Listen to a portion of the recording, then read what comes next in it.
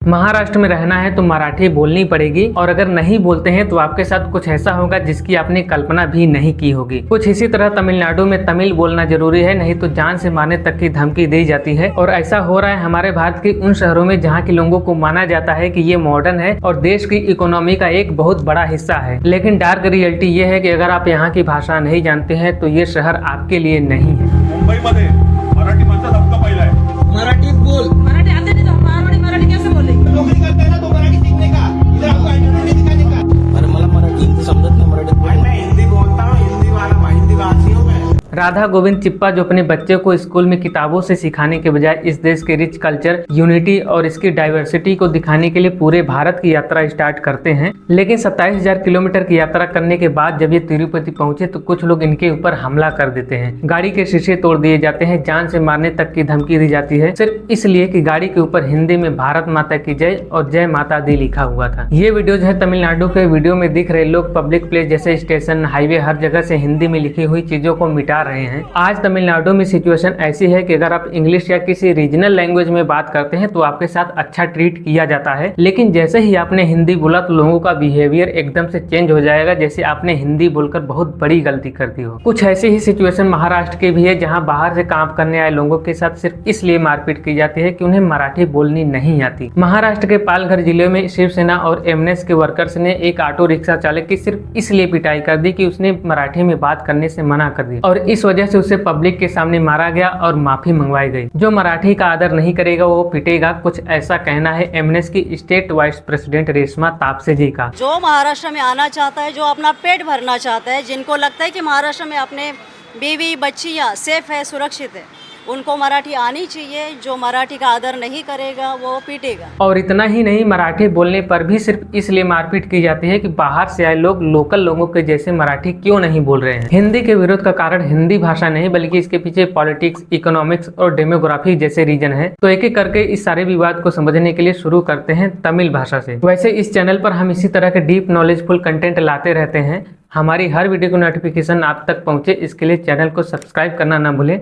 तो वापस टॉपिक पर आते हैं। तमिलनाडु में हिंदी विरोधी आंदोलन की शुरुआत 20वीं सदी से हुई थी। ब्रिटिश गवर्नमेंट के टाइम पर तमिलनाडु को मद्रास प्रेसिडेंसी के रूप में जाना जाता था। साल 1937 में जब चक्रवर्ती राजगोपालचारी मद्रास प्रेसिडेंसी के मुख्यमंत्री बने तो उन्होंने प्राइमरी स्कूलों में हिंदी को मैंडेट करना चाहा, लेकिन कुछ समय बाद ही इसका विरोध विपक्ष में मौजूद जस्टिस पार्टी, वेंकटप्पा रामास्वामी और सोमासुंदर भारतीयार जैसे नेताओं ने किया। तमिलनाडु में हिंदी विरोध की शुरुआत वेंकटप्पा रामास्वामी के द्वारा ही की गई थी और इसी वजह से इन्हें साउथ इंडिया में पेरियार के नाम से जाना जाता है। आज जो डीएमके पार्टी इस पूरे इंसिडेंट में हिंदी का हमेशा से विरोध करती रही है, इसकी शुरुआत पेरियार के इसी हिंदी विरोध के साथ शुरू हुई थी। इसके बारे में हम आगे बात करेंगे। हिंदी के विरोध में यह आंदोलन 3 साल तक चला, जिसमें जगह जगह धरना प्रदर्शन होने लगे, लेकिन साल 1939 में मद्रास की गवर्नमेंट के इस्तीफा देने के बाद 1940 में अनिवार्य हिंदी शिक्षा को लागू करने की पॉलिसी वापस ले ली जाती है। अगले कुछ सालों में भारत आजाद होने वाला था, लेकिन भारत की आजादी के टाइम में जाने से पहले हम इस पॉइंट को समझ लेते हैं कि आखिर पेरियार ने हिंदी का विरोध किया क्यों। तो इसके पीछे सबसे बड़ा कारण है कास्ट डिस्क्रिमिनेशन। उस समय हिंदी भाषा बोलने वाले उत्तर भारत में जाति को लेकर भेदभाव इतना ज्यादा था कि लोग ऊंची और नीची जातियों में बटे हुए थे। ऊंची जाति को लोग नीची जाति के व्यक्ति को छूना तो दूर, उसका पास तक आना भी पसंद नहीं करते थे। 1904 के आसपास पेरियार घूमने और दर्शन करने के लिए काशी आते हैं। काशी में घूमने आए लोगों के लिए फ्री खाने की व्यवस्था थी। जब पेरियार को घूमते हुए भूख लगी तो खाना खाने के लिए किचन में गए तो उन्हें खाना देने से मना कर दिया गया, क्योंकि वो प्रसाद सिर्फ ब्राह्मणों के लिए था। अब क्योंकि इन्हें भूख लगी थी तो सीने पर ब्राह्मणों की तरफ पवित्र धागा बांधकर बिना कपड़ों के फिर से खाना मांगने पहुंच गए, लेकिन ये वहां पकड़ लिए जाते हैं क्योंकि पेरियार ने मूंछ रखी हुई थी, जबकि ब्राह्मण मूंछ नहीं रखते थे। दोबारा पकड़े जाने पर न सिर्फ इन्हें वहां से बाहर निकाला गया बल्कि धक्के मारकर सड़क पर फेंक दिया गया। अब क्योंकि भूख बर्दाश्त के बाहर चली गई थी तो उन्होंने वहीं उस किचन के पास सड़क के किनारे फेंके हुए पत्तल में से खाना उठाया और अपना पेट भरा। उस समय काशी जो हिंदू धर्म के पवित्र स्थल के रूप में जाना जाता था, उसका ये चेहरा देखकर उनके मन के ऊपर गहरा धक्का लगा और काशी आने के पहले जो पेरियार आस्तिक हुआ करते थे, सनातन धर्म में उनकी आस्था थी, काशी छोड़ते हुए पूरी तरह नास्तिक बन चुके थे। पेरियार साल 1919 में कांग्रेस पार्टी में शामिल हुए और वे छुआछूत, जातिवाद और ब्राह्मणवादी डोमिनेंस के खिलाफ थे। पेरियार नहीं चाहते थे कि जो चीजें उनके साथ हुई थी वो और किसी के साथ हो, लेकिन पार्टी के अंदर पेरियार ने देखा कि कांग्रेस पार्टी में ब्राह्मण नेताओं का डोमिनेंस था और वे दलितों और पिछड़ी जातियों के अधिकारों को पूरी तरह समर्थन नहीं दे रहे थे। तो साल 1925 में पेरियार ने कांग्रेस पार्टी को छोड़कर आत्मसम्मान आंदोलन का गठन किया। छुआछूत और जातिवाद भेदभाव को खत्म करने के लिए तमिलनाडु में जस्टिस पार्टी भी इसी मिशन में लगी हुई थी। अब क्योंकि इन दोनों का लक्ष्य एक ही था, इसलिए साल 1938 में पेरियार के लीडरशिप में दोनों संस्थाओं का विलय हो गया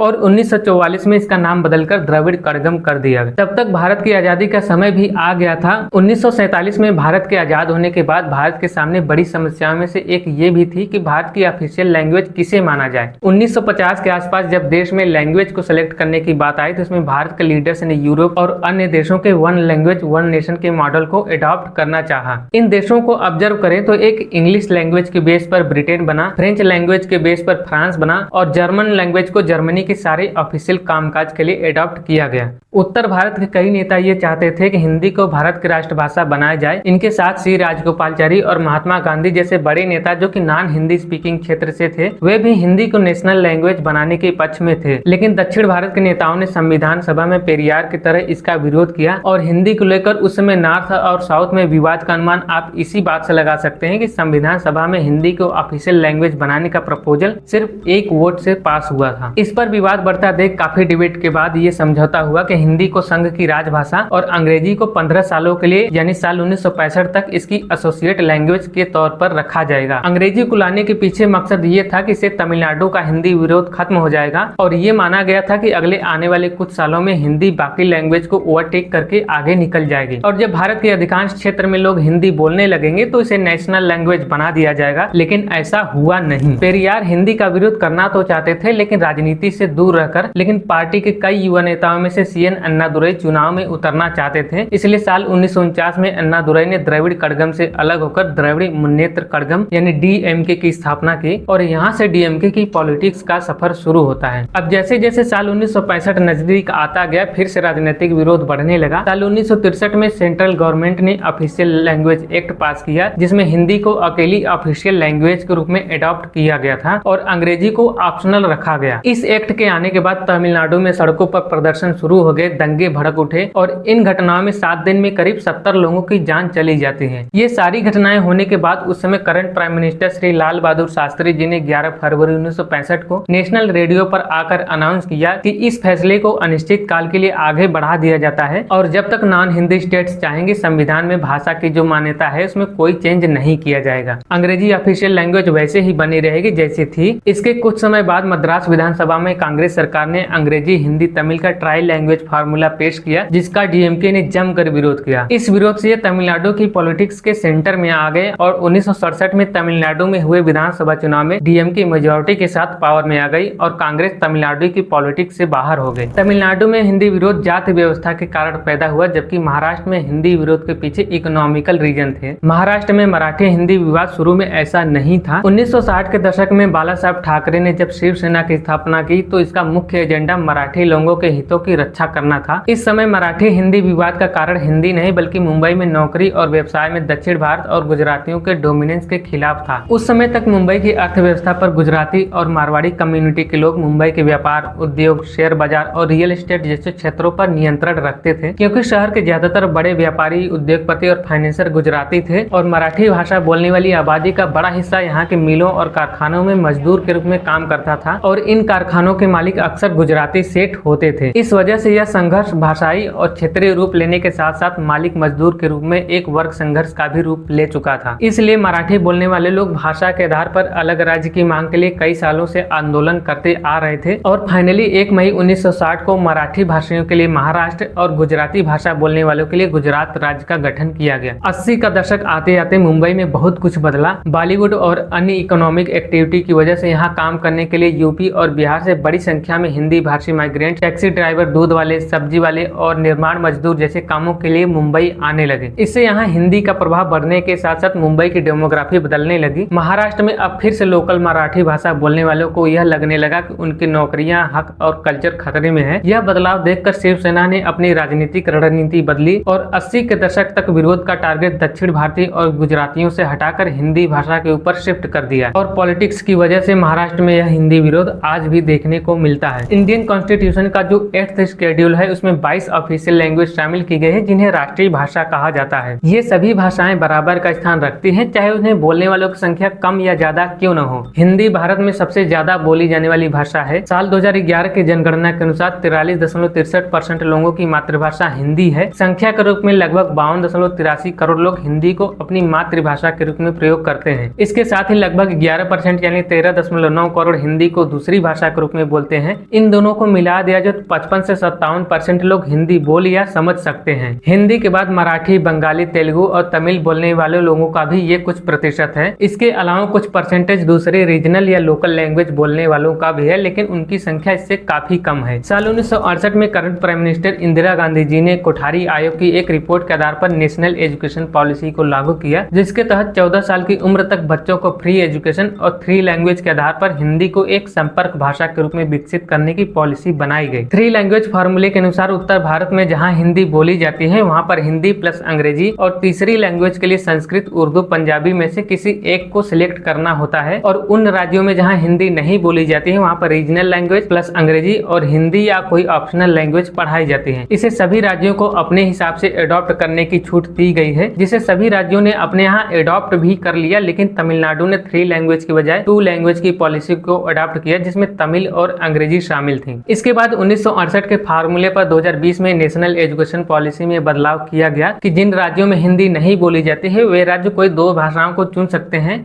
और इसमें हिंदी अनिवार्य नहीं होगा। लेकिन फिर भी तमिलनाडु ने इसे मानने से साफ इनकार कर दिया। अब अंग्रेजी के साथ सबसे बड़ी समस्या ये है कि ये हमारी भाषा नहीं है। जब ब्रिटेन का शासन भारत के ऊपर था तो ये हमारे यहाँ आ गई, इसलिए इसे आजादी के साथ ही भारत से हटा देना चाहिए था। और यही ऑब्जेक्ट हमारे लीडर्स का भी था जब उन्होंने ऑफिशियल लैंग्वेज को सिलेक्ट करना चाहा। इंग्लिश हमारे लिए बहुत इंपॉर्टेंट नहीं है, क्योंकि हम चाइना, जापान और बाकी देशों को देखते हैं जो मातृभाषा का यूज करते हैं, वो आज डेवलप्ड इकोनॉमी है। साल 2019 में लोक फाउंडेशन और ऑक्सफोर्ड यूनिवर्सिटी के जॉइंट रिसर्च के मुताबिक भारत में मात्र 6% लोग ही सही तरीके से अंग्रेजी बोल पाते हैं। शहरों में रहने वाले 12% लोग अंग्रेजी बोल सकते हैं, जबकि ग्रामीण इलाकों में मात्र 3% लोग ही अंग्रेजी बोल पाते हैं। इसमें भी इकोनॉमी के हिसाब से देखा जाए तो अच्छी आर्थिक स्थिति वाले 41% लोगों ने अंग्रेजी बोली, जबकि गरीब लोगों में केवल 2% लोग ही अंग्रेजी बोल पाते हैं। इस तरह से देखें तो अंग्रेजी आज भी एलिट क्लास की भाषा है और भारत के सभी राज्यों के साथ तमिलनाडु में ज्यादातर लोग सिर्फ तमिल ही जानते हैं। साल 2011 की जनगणना के अनुसार तमिलनाडु में केवल 18.5% लोग ही अंग्रेजी बोलते थे, जो 1991 की तुलना में केवल 5% बढ़ा है। जबकि तमिलनाडु और केरल को छोड़कर सभी स्टेट में लोग टूटी फूटी हिंदी में बात कर ही लेते हैं। भारत में अंग्रेजी बोलने वाले लोगों की संख्या बहुत कम है, जबकि पूरे भारत में लगभग 100% सरकारी कामकाज अंग्रेजी में ही किए जाते हैं, जिसका सीधा सीधा नुकसान यह है कि आम आदमी को ये पता भी नहीं होता है कि जिस चीज का अधिकार संविधान ने दिया है उसे वह कैसे करवाए। दूसरा ये कि अंग्रेजी भारत की 22 ऑफिशियल लैंग्वेज में शामिल नहीं है। नियमों के अनुसार तो केवल उसी भाषा को पूरे भारत की ऑफिशियल लैंग्वेज के रूप में शामिल किया जा सकता है जो हमारी अपनी हो। तीसरा ये कि अंग्रेजी को सिंगल ऑफिशियल लैंग्वेज बना देने का सबसे बड़ा खतरा ये है कि आने वाले समय में ये भारत की सभी रीजनल लैंग्वेज के लिए खतरा बन जाएगी। साल 1965 में जब पहली बार डीएमके ने हिंदी के मुद्दे पर खुलकर विरोध किया तो ये तमिलनाडु की पॉलिटिक्स के सेंटर में आ गए। इसे तमिल युवा और अन्य छात्रों का समर्थन डीएमके को मिला और इसके 2 साल बाद ही 1967 में विधानसभा चुनाव हुए, जिसका सीधा सीधा फायदा डीएमके की पार्टी को हुआ।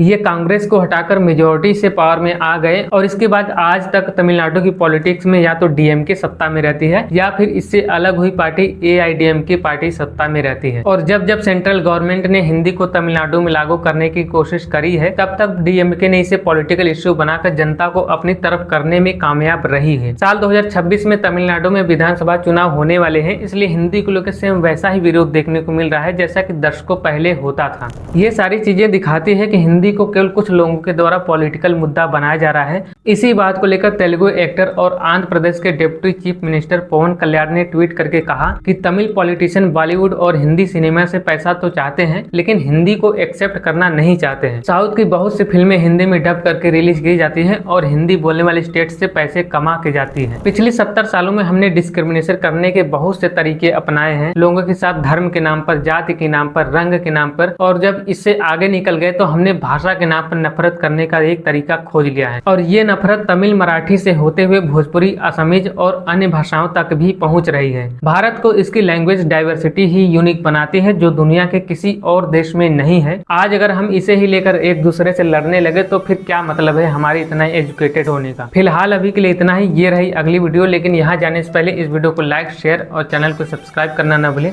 तो मिलते हैं आपसे अगली वीडियो में।